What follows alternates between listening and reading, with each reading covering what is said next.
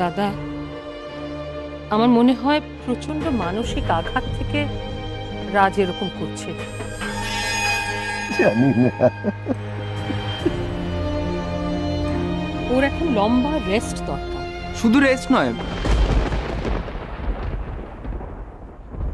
I think একজন ভালো ডক্টরকেও consult করা দরকার।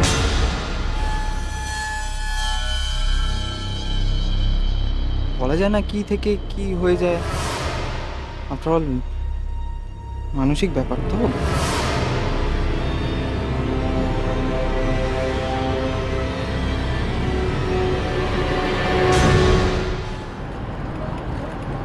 আসুন ডক্টর, ও এই ঘরেই ডক্টর এসে আসুন। রাজের মেন্টাল কন্ডিশন দেখে আমি আর দেরি করলাম না, ওনাকে পুরো ব্যাপারটা খোলাখুলি বললাম। He is very kind hearted, এক কথায় চলে।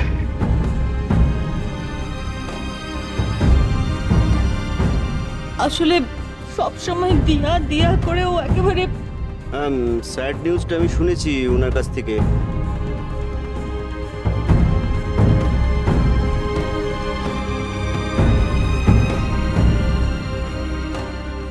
কি বুঝছেন ডাক্তার? আচ্ছা, আগে কখনো এরকম হয়েছে, মানে সাবকনসিয়াস মাইন্ডে? এতটা তো কখনো। অবশ্য দিয়ার ব্যাপার, মানে আমার মেয়ের ব্যাপারেও বরাবরই খুব সেন্সিটিভ। হুম।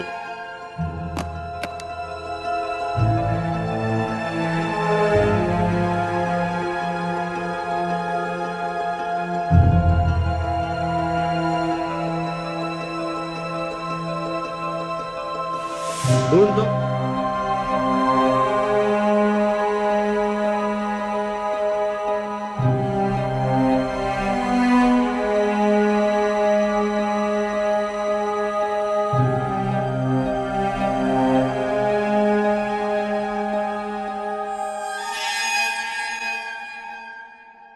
এখন ঘুমানোটা একটু দরকার।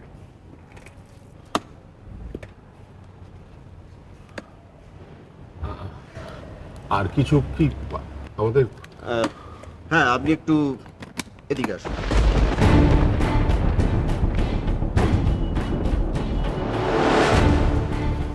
দেখুন, দিয়ার নাম বা প্রসঙ্গ অন্তত ওর সামনে কেউ আলোচনা করবেন না।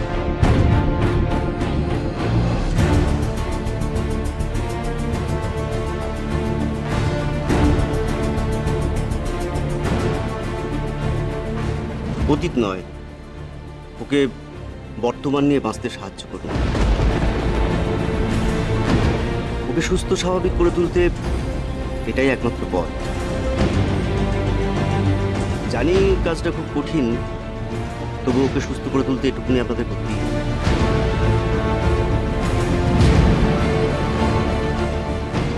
আর দিয়ার ব্যবহৃত সমস্ত জিনিস, সমস্ত চিহ্ন আপাতত এ বাড়ি থেকে মুছে ফেলতে হবে।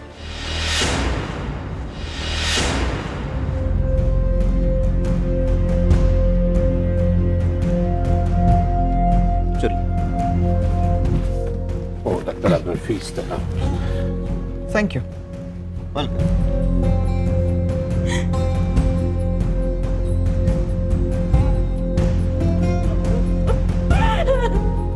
ডাক্তার তো মুখেই বলে খালাস। এত সহজ রাজের মন থেকে দিয়ার অস্তিত্ব মোছা।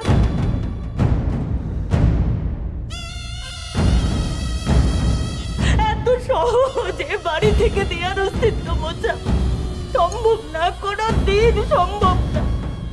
মাঝখান থেকে আমার রাজের জীবনটাই শেষ হয়ে গেল। কখনো না।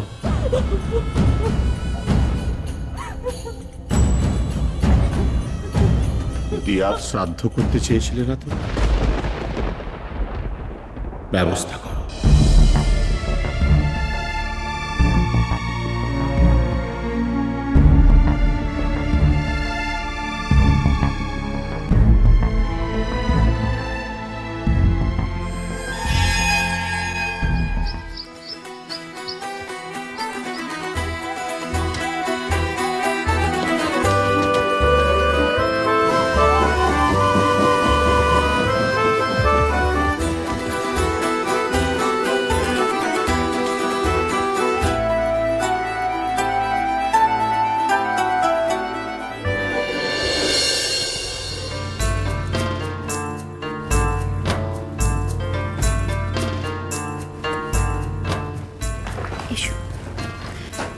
ব্যাগটা না 202-এ যাবে, এই ঘরে না।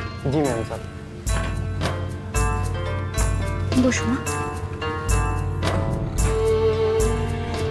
কালকে শিলিগুড়িতে একটা হোটেলে ছিলাম, আজকে দার্জিলিং এসে আবার একটা হোটেলে।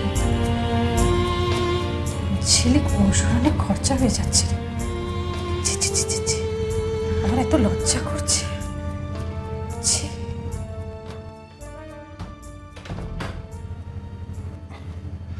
আপনি এখনো এইসব নিয়ে ভাবছেন?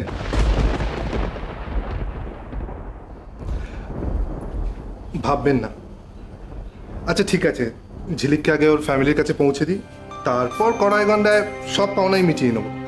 দাঁড়াও, আগে খুঁজে তো পাই। পাই মানে? পাবোই।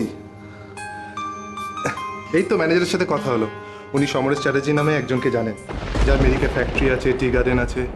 এখন শুধু দেখার এই ব্যক্তি সেই ব্যক্তি কিনা।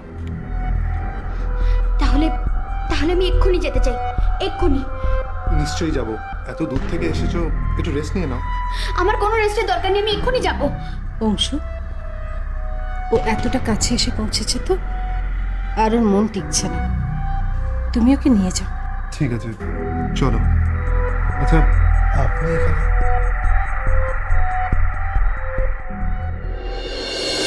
কোথায় যাচ্ছ তুমি? কোথায় যাচ্ছ বলো তো? কোনো কথা বলছো না কেন? কোথায় যাচ্ছ তুমি? দেখো, একে তোমার এরকম মন মেজাজের অবস্থা, এই সময় তুমি একা একা কোথায় যাচ্ছ? হঠাৎ আমাকে নিয়ে এত কলামে পড়লে কেন? তোমাকে নিয়ে ভাববো না তো কাকে নিয়ে ভাববো? কি আছে আমার আর? ও ভেবো না, আমাকে নিয়ে তোমার ভাবনা করার কোনো দরকার নেই। অফিসের একটা জরুরি কাজে বাইরে যাচ্ছে, 2 দিন বাদে ফিরে আসবো। আমার খুব ভয় করছে, বিশ্বাস করো। এত রাজের ওই কন্ডিশন, তারপর তুমি থাকবে না, এত বড় একটা কাজ আমি একা কি করে সামলাবো বলো? কেন পারবে না? একদিন তো নিজের দায়িত্ব নিয়ে শ্রাদ্ধের সমস্ত ব্যবস্থা করে ফেলেছে, আজ কেন পারবে না? এই যে পড়ি, তোর কথাই ভাবছিলাম। শোন মা, আমি 2 দিনের জন্য বাইরে যাচ্ছি। রাজের দেখভালের দায়িত্ব আমি তোর ওপর দিয়ে গেলাম। আসলে তোর বয়সী মেয়েদের মধ্যে ও একমাত্র তোর সঙ্গে কথা বলে। দিয়া নিখোঁজ হয়ে যাবার পর থেকে তো, আর এখন তো ওর সব পথ চাওয়া, সব অপেক্ষা শেষ। ওর একটু নজর রাখিস মা। একদম চিন্তা করো না কাকু। আর তোমার সাথে কানাই কাকু যাচ্ছে তো? না মা, আমাকে একাই যেতে হচ্ছে। শোন, আর একটা কথা, এই রাজের ঘরের আর আলমারির চাবি তোর কাছে রেখে দে। ওর যদি দরকার পড়ে, ও যদি চায়, তবেই তুই ওকে দিবি, আদারওয়াইজ নট। তুই নিজেও একটু সাবধানে থাকিস।